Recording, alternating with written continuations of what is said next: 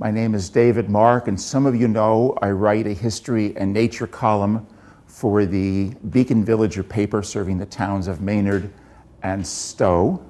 The majority of what I've written has been about Maynard, but I've been dabbling in Stow stories, including recently a 3-part series on how Stow became to be first a larger town and then a smaller town over the years. So your handout, this is the 3rd page, and this is the famous or infamous map created by Francis Warren, who mapped out the largest boundaries that Stow achieved.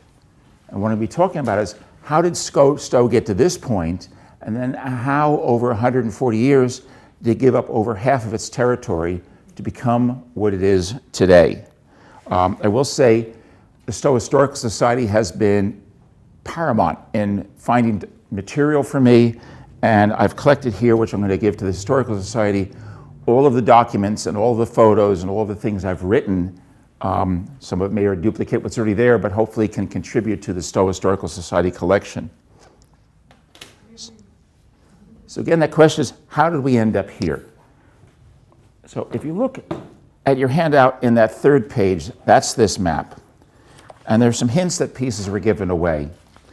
The important thing to realize is that as towns were being created, they often were sort of rectangular to some degree in some shape, and about 5 miles by 5 miles, because if the town itself was developing the center, people in that town could basically walk to church. So it was reasonable that town should be a lot larger than that, but in the beginning, towns were given large pieces of property and got chopped up into smaller pieces over time. So it wasn't unique. If you look at the 2nd page, you'll see across the top that Concord, Sudbury, Groton, Lancaster all border what became Stow and created much earlier than Stow. And as a matter of fact, there's 2 other towns, Marlborough and the Indian town of Shobha also predated Stow. Now, some of you probably will know that Stow was surveyed somewhere in about the 1650s, 1660s, and described as very mean land. What that meant was it was hilly. It didn't have good pasture land. It didn't have good farmland. It didn't have a river for transportation, because most of the time people were settling by moving things up or down a river. So you could come up from the Merrimack to Concord on the river. You could come from Concord to Sudbury on a flat river. You could get from Sudbury to Marlborough on a relatively flat river, which meant you could move goods up and down that river. Coming around the other way, you come to Merrimack and you come down the Shobha River, and you can end up in Groton and Lancaster on the Shobha. So again, these are the areas that were being settled early because they were accessible. There were no roads, there was the river and trails. What was left was this hole in the middle. So when Stow people said, we want to be a town, they started surveying and said, let's put a town here. They said, it filled in the gap between these other towns. And that sort of answers for this part, but it really begs the question, what was happening up here? Well, the answer was, with King Philip's War, even though Shobha was a friendly Indian town, a friendly Native American town, referred to as praying Indians who settled in areas and were, let's call it law-abiding and not against the colonists, this area was still depopulated and became sort of free land to grab. The other important part is part of the deal of establishing the Shobha is that the Native Americans there wanted access to their western hunting grounds. They were given a corridor between Groton and between Lancaster that was their land to move west and come back east again. And that was the creation of this corridor out here, which is about 2/3 of a mile wide and several miles long, which became obsolete when the Indian town became empty. and Groton was grabbing some of that. But out here, because Groton and Lancaster both sort of contested that, it was left temporarily in the possession of Stow. It was just basically tacked on to Stow. So we've now explained how we ended up with this large map, which is about twice the size of what Stow is now. Now, you can obviously see people out here couldn't quite find or feel an allegiance to the town that's way over here. They weren't going to be walking 10 miles to church and back. So you started to see what I call the incredible shrinking Stow. So again, Stow became a town on May 16th. We're back to the timeline, 1683, which is 334 years ago. In 1702, it asked for a chunk of Neshoba. In fact, they asked for all of Neshoba. So Stow was trying to become even bigger. It said that, this had been abandoned, and it asked to see if we could expand to that. It said it was a nice meadow up there, great farmland. We could pay the minister, we could pay our taxes. But instead, that land was not deeded to Stow, and shortly after became Littleton. Now, in 1717, the border with Concord was finalized. So some of these borders were sort of there but fuzzy, but surveyors came in and said, okay, we're going to establish, here's the Concord border. Now, Acton hadn't been created to 1735, but there was sort of this straight line effect over here that sort of said, this is not Stow, you don't get that. Occasionally land went the other way. Stow actually picked up a little piece of land because the border was between Stow and Sudbury was the river, but a piece of land north of the river was actually part of, at the time, Sudbury. Now, I have written about the Marlborough family, which lived in that area near where the Concord, where the golf course is in Maynard and Christmas Motors. And in 1730, they petitioned to become part of Stow because there was no bridge across the river. Again, they didn't feel part of Sudbury, and Stow was developing, was closer. And their request was approved. So the Marlborough family, without having to move at all, transferred from Sudbury to Stow. And then 100 years later or so, they became part of Maynard. So they ended up being in 3 separate towns without having to move at all. And the family was still there, so it was still the same family. That was pretty much the last time Stow successfully gained land.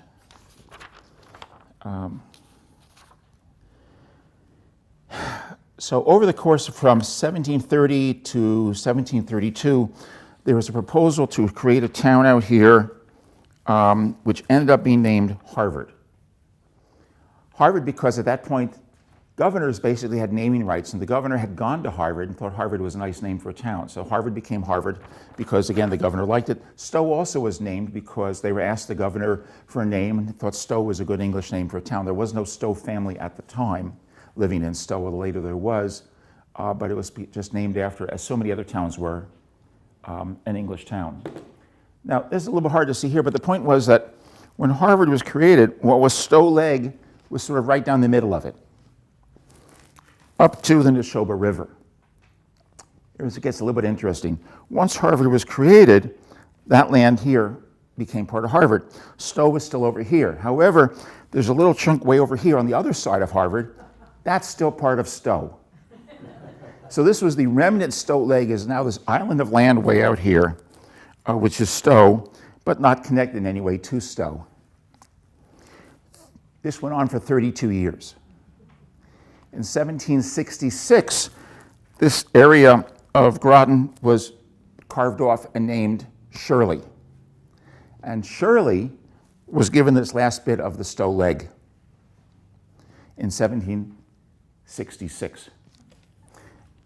And as Mr. Francis Warren pointed out, if you go out to the Luneberg-Shirley line, not far from where this sign is,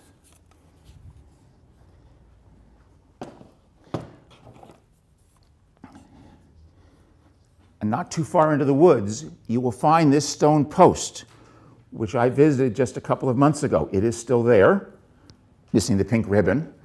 And on one side is carved an S for Shirley, not Stow, and the other side an L for Luneberg. I say not Stow because the date below that is 1848. This was basically put up as a commemorative of it having once been part of Stow, not when it was still part of Stow. And on the top of the stone only if you're willing to believe what it once read. It's quite faded now, but it says Groton, Stow Leg, Old Corner. And you can just barely make out some of those letters on the top of the stone, but it's still there. That's where Stow was. Stow was all the way out to there.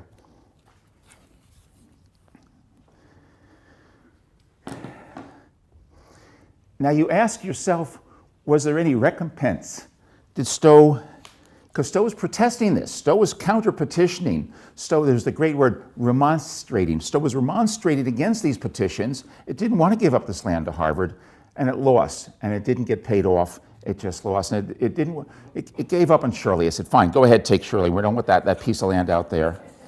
But the point was, you know, Stow was protesting. No town wanted to give up land. So, and here's another little detour. In 1739-40, there was an attempt to create a new town at the south end of Stow. It was going to take a piece of Marlborough, a piece of Framingham, a piece of Sudbury, and a piece of Stow.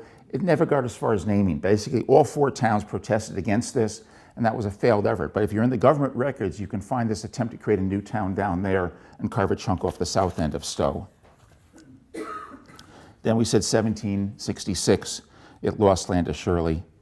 Now in 1783, the border with Marlborough was finalized. And again, there's always a border, but sometimes you have to get a surveyor out there and they have to draw the line. And then you have to look at the line and say, is there a story behind it? So if you, again, you look at that map, across the bottom, you'll see there's this line. At this point, it wasn't Hudson, it was Marlborough. It was north, Marlborough was big. Marlborough got carved up. But it's Marlborough, but there's lines coming along, and then there's this little dip. That dip is right around Gleasondale. That's rock bottom. These people had settled from Stow and created the mill there in the town, the area down there, and were working down there and farming down there. And when it came time to draw that line, said, we don't want to be part of Marlborough. We want to be part of Stow. So there was a little kink drawn in the map there to go around Gleasondale. Now, if you see it continues, and there's this little dagger or spike in the corner. As best I can guess, this was a surveyor's error. Here's what I think happened. If you look at this side, and you can see it on larger maps, the line is coming along at a certain angle. It goes through the dip, and it gets past the dip, and the angle has changed slightly north. And the person is getting close to the border with Bolton, and yet they know somehow they're not at the corner. So they finally just trying to make a right angle turn and draw this little line down there, and it's a correction. They knew they had to end up at that corner, and they knew they were wrong. So rather than go back and survey the whole thing, marching through the swamps and everything else, they just basically drew a little dagger piece, which in the end was given up to Hudson far later. Not on this map, but also when Boxborough was created, there were a couple of farmers at the top of the north end of Boxborough that didn't want to be part of Boxborough. They wanted to stay part of Littleton. So in the end, the map at the top of Boxborough sort of does this little dip around those last farmers, and then continues because they got their wish to not be part of Boxborough. Now we do have records again of Stow definitely protesting the creation of Boxborough and asking for financial recompense, and we've seen this in the petition. And Marilyn found another interesting piece of petition because, let me see, where is it?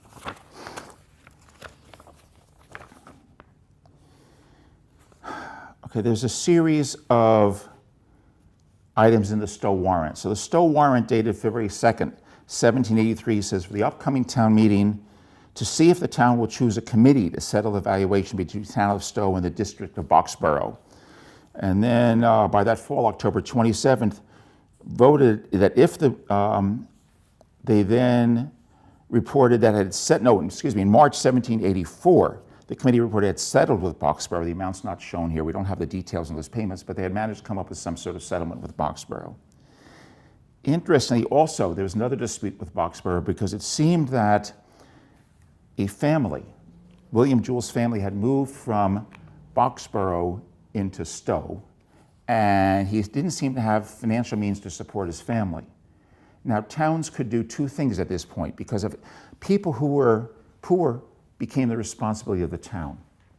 So the town could warn them off, saying, if you move to Stow, you are not Stow's responsibility. We will not support you in your poverty. So that was one level of warning off. In this case, Stowe went further and actually had a town meeting to refuse to take William Jewell and his family, who are in needy circumstances, and support them, and instead they should deliver to a constable and he should take them and carry them to the district of Boxborough, which the town of Stowe thinks they belong to by the vote of the town and by the bill. So there, Stowe was actually evicting someone, let's call it an illegal immigrant, and pushing them back to the town before. And it carried on a lawsuit in 1784 between Stowe and the town of Boxborough concerning the support of the said Jewell family. So there was one little dispute between Boxborough and Stowe. Now there's a very little interesting piece here, again, where Stowe was attempting to take more land. Most of you know that Maynard was created by William Knight and Amory Maynard, two men who had owned water rights and ponds and mills in Marlborough and Framingham, respectively. Those rights were bought up by the city of Boston to provide water for Boston, and these two men basically then had lots of money in their pockets and were looking for something to do with it and settled on Assabet Village on the border between Stowe and Sudbury and decided that's where they're going to build a new mill. And the classic history says they got there around 1849, built the dam, built the canal, built the mill, and started their business. We find here in earlier years, before they've even sold their existing businesses, they're already scouting out. They know they're going to be bought out, and they're looking ahead to where to move. And they want to settle on the south side of the Assabet River, which is Sudbury. And they are asking Sudbury to build them a road right in front of their mill to transport their goods in and out. And Sudbury refuses to build a road. So they petition the next year, Sudbury, please build us a road. And again, they haven't even built the mill yet. It's their future mill. Sudbury, again, refuses to build them a road. The next year, we find Stowe petitioning to take that chunk of Sudbury south of the river and make it part of Stowe. And Stowe's arguments is this would make a school district a bit larger and a few more people in it, and it would straighten out the line. But really, this was Knight and Maynard lobbying to try to get into Stowe because they fear that they could cut a better deal with Stowe than they could with Sudbury. Well, that didn't fly with the governor, but the next year, Sudbury agreed to build them a road. So Maynard's Main Street is that road that they wanted in front of their mill, and includes the bridge over the Assabet River, which was built in 1848 as part of Sudbury. But if this had gone differently, if they had become part of Stowe, they may have never created Maynard. There wouldn't have necessarily been that critical mass, and most of it just would have been part of a larger Stowe. So again, here was a failed attempt to enlarge Stowe, and it ended up in, consequently, 20 years later, the creation of Maynard. So in 1866, Hudson is created by carving off the top of Marlborough. And again, I just want to say, if you turn to that second page of your handout, you see that this was very common. Stowe lost land to 5 towns. Lancaster lost land to 9 towns. We see Sudbury lost land to 4. Concord lost land to 4. Groton was so big it lost land even to things that ended up in New Hampshire. So there's a Groton plantation. So it was not unusual for towns to lose pieces. And this was just, what happened to many of these, including, as we said, Stowe. Okay, we now come to 1871. Now this I've covered in great detail, actually, in my book, The Creation of Maynard, but I'm going to tell it from the Stowe side now. What you've got is petitions from people who are in Assabet Village, which is now very much a going concern, a large immigrant-filled factory town, creating woolen goods, doing business all over the country, a very dense population at quite some distance from the center of Sudbury and the center of Stowe, wanting to become a town. They're petitioning, or they're threatening to petition the governor to become a town. Stowe pushes back, and Stowe says, we're going to form a committee, we want to discuss this with you. So they sit down with the people from Assabet Village, and Assabet Village says, we're actually going to take some of your debt off your hands. We want a lot of your land, and we want us to pay you to take it. And Stowe says, we don't want you to take any land. And then they come back and say, well, we're not going to take as much, but you don't have to pay us. And Stowe still says, we don't want you to take any land, but at this point they've gone off and petitioned the governor to create a greater Maynard. So most of you know the current map.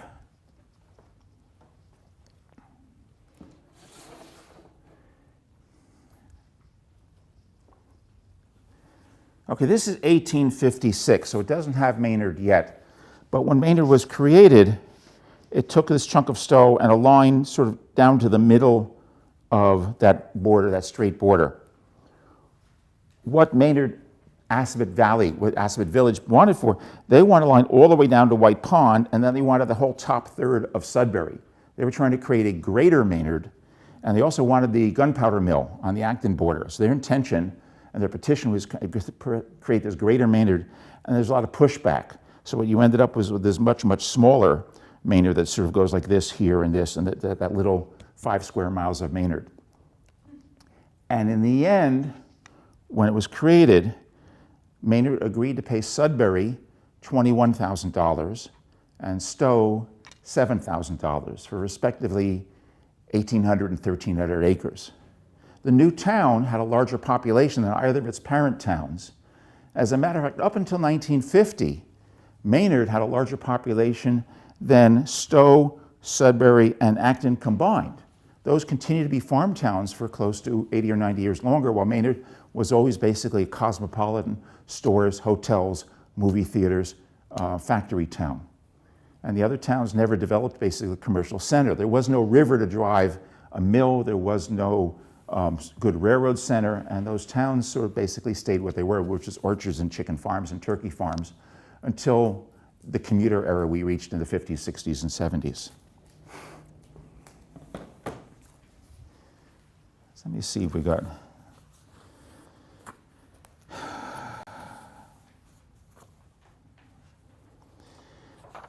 Now, was pointed out to me, there was a little bit more shifting of the border in actually as late as 1979, because the border as drawn between Stowe and Hudson was a straight line in such a way that a little bit of what looked like belonged in Stowe was actually in Hudson, and a little bit of what looked like belonged in Hudson was part of Stowe. So when that line was redrawn, it was drawn down the center of Lake Boone, and in doing so, didn't leave these little islands of sequestered land on the wrong side of the border. So what we have now is a Stowe of an area of 18.1 square miles, a population a little bit of excess of 7,000, and a sort of central spine of 62 down the center, a lot of farmland and woodland and parkland. But you know, there's lost Stowe out there to the north and west that was once part and ended up being part of these other towns. So we can take a moment for questions, then I'm going to go back to some more details. So first, let's have a little moment here for questions. So currently, all land in Massachusetts is in some town, and that's kind of the New England way. When did that start? You know, I can't answer that question conclusively, but one point I'll say is the state insisted on basically government by town meeting. And so you have all these towns were relatively small. Now some actually later became cities. So Marlborough started out larger in the town and smaller, and then Framingham. So some of these actually became legally cities, is a distinction. But your point is there any unincorporated part? I don't know. My guess is that all parts of Massachusetts are incorporated into some town, and there's no unincorporated. I believe they are now. Right. You were talking about 1700, and there was this empty space. It went westward. There always was empty space. I mean, there was coming up the Connecticut River Valley. There was moving west. But until you started getting these little towns blebbing off, it was progressive. So it's not as if someone said, here's the state lines, let's divvy up everything into a town. It was, you could probably look up the formation of each town and find that some are quite late. You know, one of the points, if you look at the list of towns and the cutting off, you see that I've starred a few of them as mill or factory towns, and those happened quite late by comparison. So the early divisions were still farm towns and still about 5 miles by 5 miles. But later you end up with these population clusters that wanted to be a town. And those happened after the Industrial Revolution was well underway. That gives you Hudson and Clinton and Maynard and Ayer. So those were population density arguments for a separate town. They felt distant and disconnected from the town they were officially or supposedly in. So there are two types of cutting up. One is the settler, and the other is the factory town. So other questions on this whole process of creating towns? You mentioned Southern Stow could have been could have been added to another town. Yes. Did you mention there was a name, possibly a name for that? It never got that far. Oh, it didn't. Okay. No. And interesting, when you look at the petition before Maynard, there's an early petition that Greater Maynard, and there's no name. And then there's the official petition of 1871, and there's a blank, and the name Maynard is written in a different handwriting. So there was at some point in the process, and the case of Maynard is because Mr. Maynard owned most of the town and decided it should be named after him, and no one was going to disagree with him. But sometime Hudson, there was a push to give it. It might have been Fentonville after Fenton, who had owned the factory, but it ended up being named after Hudson, who was a prominent Massachusetts historian and governor. Or not governor, but a state senator. Other questions about town naming or town forming? So you mentioned rail lines and mills, et cetera. Yes. And also the what you assume is an error in the survey on the bottom corner. Yes. Do you believe there could be any relation with the county road that goes through that tiny little bit of the town? My general sense is roads came later. So I don't know enough about that, and I'm trying to hazarding a guess about that little business out there that Hudson ended up smoothing out that line by drawing across and giving it to Hudson. I think it was almost too small, but I haven't been able to get to Hudson records to see if there's anything in the 1866 era that would explain how Hudson, as it was being created, not just took Marlborough, but that little bit of Stow. The only other thing I would suggest there is you might want to look at the error, or the supposed error Yes. in the original Lancaster survey. Yeah, you have to, you're looking for, first, some of these records, the penmanship get a little harder, you can't find it, but a lot of this is here. Tremendous amounts were found in the various town records about the petitions against some of these things and for these things. So another question or two, and then I'll just have another. So. You were talking about roads not crossing over the river. Yes. Do you have any information on the crossing on the Assabet if you were to walk down the shoreline off the Gleasondale Bridge, quarter of a mile, half mile downstream? There's an old foundation that's been built, and there's an old dirt road that's out that way. Do you know anything about that or when that might have been built? Okay, so let's figure out Gleasondale. I'm not familiar. So we're down at that part of the river. To my knowledge, there was not a bridge, but there might have been a mill. But I'm not sure, because I know where the mill is, where the current mill dam is. I can't answer for what else is on that river. But I will give you one thing about the Assabet is, we think of the river as we cross it without thinking now. But there was the South Bridge in Concord, and there was no other bridge all the way to what's now the White Pond Road Bridge on the Stowe-Maynard border. That was created in 1715. And there was at that point nothing. There might have been a few fords in low water times, but there were no other bridges anywhere along that. So you could be, once you couldn't get across that river, maybe much of the year. So we think of bridges, but there were only a few. And there was, again, that one at White Pond Road. There's been a bridge there since 1715. Do you have more information about the source of the name Stow? I think it's pretty clear the child's history that it was the governor chose it after an English town. At least that's my memory of how it went. Anyone? I see Dot nodding a bit. So yes. I thought he had a friend whose last name was Stowe. Or is that? So either way, it was the governor's choice. But so we have, and one of those is right. Okay, before we get to any more questions, I do want to read you some of the petitions, because these are the petitions against the formation of Maynard. I just love the way they're worded.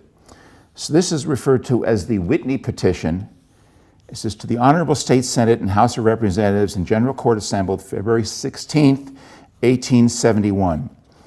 The undersigned inhabitants and qualified voters of the town of Stowe would respectively remonstrate against the creation of a new town as prayed for by the petition of Henry Fowler and others, by the taking off from our small town of Stow the most thrifty portion, the only portion that has increased in its population and in its valuation for the past 10 years. And we decidedly object to the taking of a portion of our citizens into a new town and compelling them to pay a portion of the large town debt of Sudbury. This would be manifestly unfair and unjust. And we believe that if the action in this matter waits for a few years, the condition of things will be changed so as to make it comparatively easy to correct all inconveniences now supposed to exist for the want of a new town. This business of taking on debt, at this point, what happened was the new town of Maynard took on debt and over time taxed its residents and businesses to pay Sudbury some $23,000 for the land lost to Sudbury.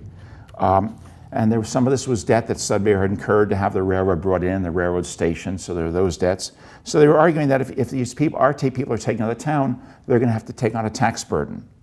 So this is the major petition against. And then there were two subsequent petitions, February 27th and March 1st.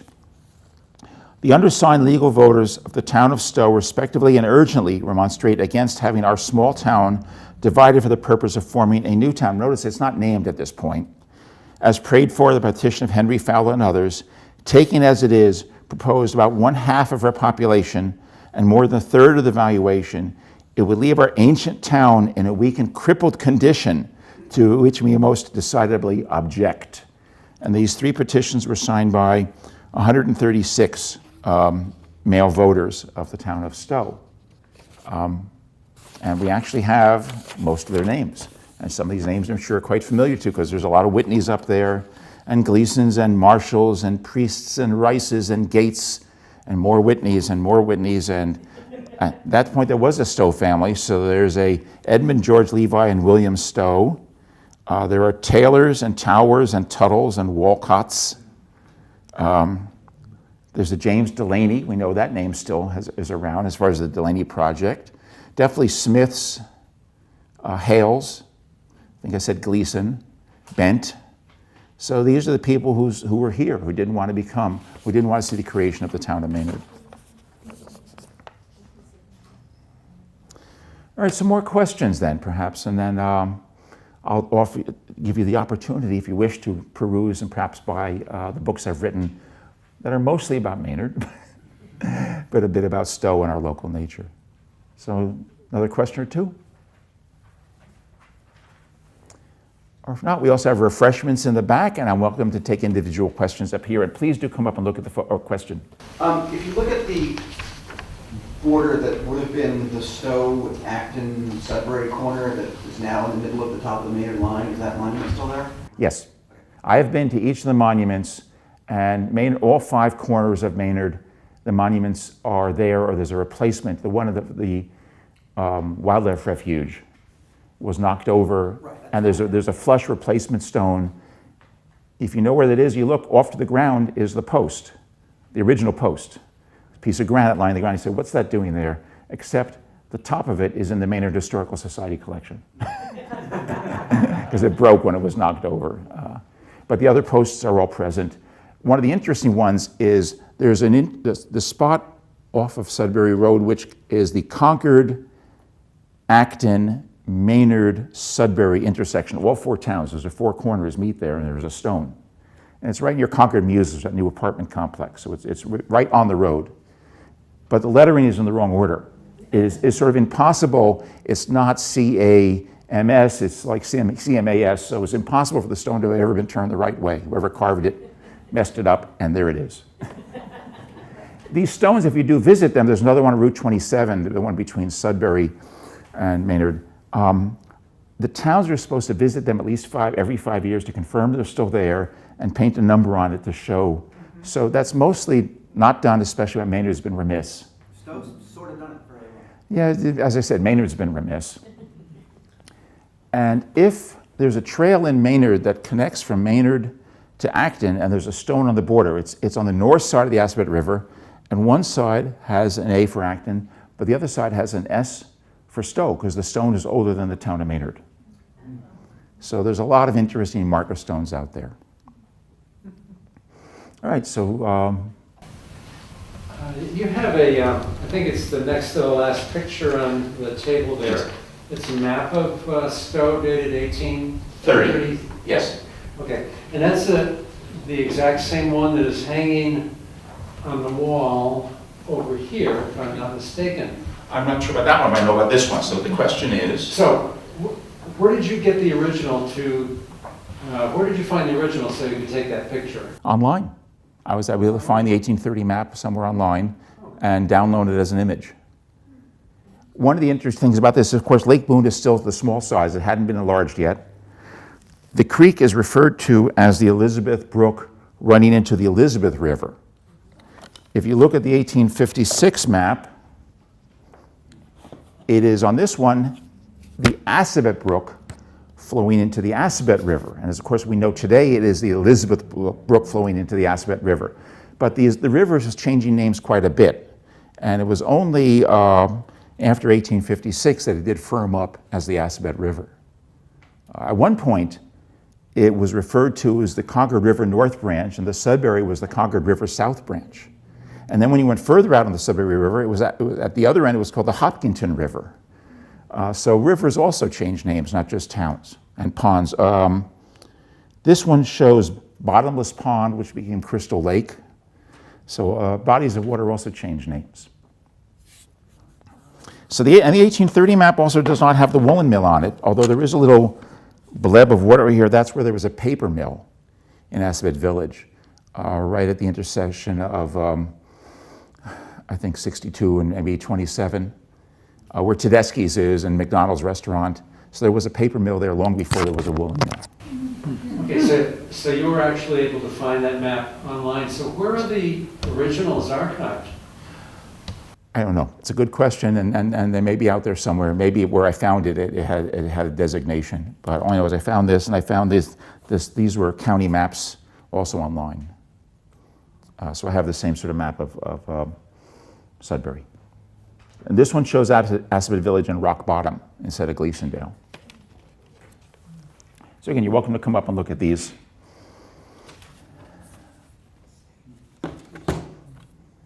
And last chance for a question. Okay? Thank you so much for being here.